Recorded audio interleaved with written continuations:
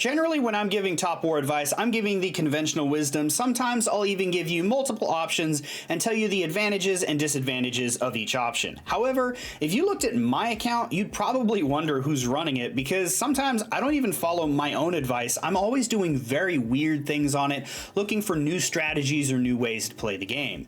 As a result, the people on my server love to give me crap, like, what are you doing, man? That's not right. That's not how you do this. Can you just be normal? But every now and again, maybe I'll hear them in voice chat or see them in a separate chat, you know, like talking about one of my ideas. Hey, maybe he's got a point here. Something here makes sense. This is not one of those times. Now, when I tell people that I 5-starred Diana, their reactions are usually pretty similar. First, they're surprised, followed by, why?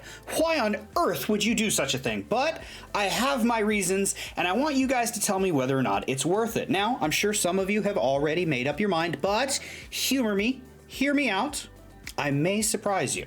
The first and possibly most understandable reason that I 5-starred Diana is to get top 20 in Eternal Lands. Of course, to get top 20, you have to take out a ridiculous amount of Dark Forces, but more specifically the 4- and 5-star Dark Forces that are found in the final zone.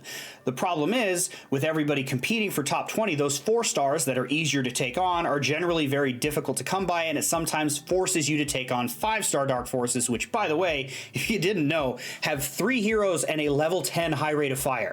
You are going to lose units against these things unless you're one of the bigger whales, which means if you're using a low-level Diana, you can either have her in your march and you're saving on Vit, but you're losing units much faster than you should be because she just doesn't have the stats or the skill slots at a low level, and that means if your alliance or your server needs your help in a fight, you're at a disadvantage because you've been spending your units on taking out Dark Forces. Or you can replace Diana with a stronger hero so you're not losing as many units, but now you're not getting Diana's energy reduction, and now you're worried about whether or not you're going to have enough energy to even stay in the top 20.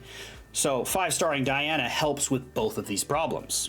Now that we got the more understandable reason out of the way, let's talk about the weird stuff. I want to put perks on Diana. Yes, perks. Specifically, March Speed.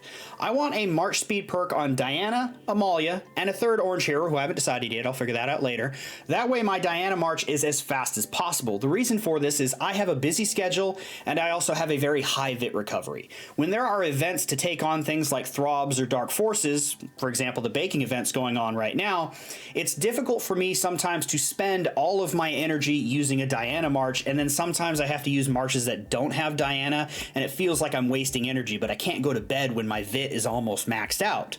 So if I have a Diana March that goes just a little bit faster, it helps me spend more Vit faster. That way I don't have to use non-Diana Marches for these events. That's not the only reason I want her to have March Speed, but it's also not the only perk I want to have her equipped with.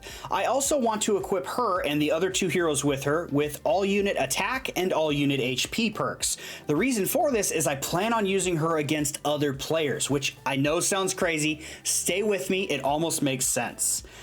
Diana received an update a few months ago that may have gone unnoticed by old players. She used to only give attack increases against Dark Forces, but now she gives an all-unit attack increase similar to Amalia or Villers. Now granted, it's not quite as big, but it's still 50%, which is not a bad bonus. Now think about War of Odinium. You're not able to use any March Speed increase items, so all you have is just your regular March Speed of that March. Now if you had a March that had 3 orange heroes perked out for March Speed, imagine how much faster you could get to a building and start that capture timer. As long as you have alliance members that are coming behind you with good marches to defend it, they have to defend for less time because you just got there so much quicker and started that timer sooner, so it's easier to defend. That's not the only use for this march during War of Odinium. Like I said, I wanted to use this march against other players, not just to capture buildings, and one of the ways I'm doing that is making this march universal. Like I said, Diana and Amalia are going to be in the march. They give all unit attack. They're universal heroes. The third hero I pick, who I haven't decided on yet, is also going to be another universal hero. Put that on top of the fact that I give them perks that are all unit attack and all unit HP, I can put any unit type I want in there and it will work the same. Now if I see an enemy capture a building from one of our our alliance members, I can scout that, see what unit type he has. Let's go ahead and say he has army. I'm going to go ahead and send a Navy Diana march at him so my suppressions can help compensate for the fact that that march is not quite as strong as other marches. And hopefully the alliance member that he kicked out of that building at least took some units off of him. Pair that with the really fast march speed, I'm going to kick him out very quickly before any other reinforcements get there, while other alliance members are still marching on that building. So those are the reasons that I 5-starred my Diana. I am fully aware that I probably sound like a basket case, and I am prepared to be roasted in the comments below. I only ask that you make them clever so I can have a laugh at my own expense. But I am curious, did I change anybody's minds? Probably not. Thank you guys so much for watching. Thank you to everybody who subscribed, and as always, have a fantastic day.